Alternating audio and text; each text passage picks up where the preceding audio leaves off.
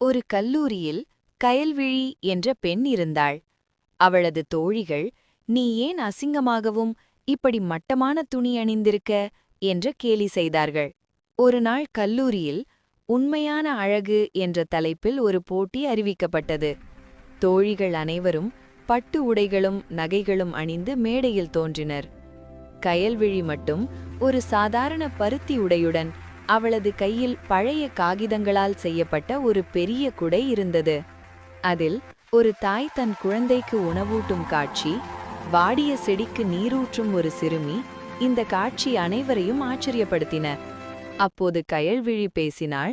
குப்பையாக நினைக்கப்படும் காகிதத்தில் கூட அழகை காண முடிந்தால் அதுவே உண்மையான அழகு என்று. அரங்கமே எழுந்து நின்று கைத்தட்டியது. நடுவர்கள் கயல்விழிக்கே முதல் பரிசை வழங்கினர். கதையின் நீதி: அழகு என்பது நாம் அணியும் ஆடைகளில் இல்லை, நம் எண்ணங்களும் சிந்தனைகளும் தான். இந்த கதை உங்களுக்கு பிடித்திருந்தால் எங்கள் லைக் செய்து மறக்காமல் சப்ஸ்கிரைப் செய்திடுங்கள்.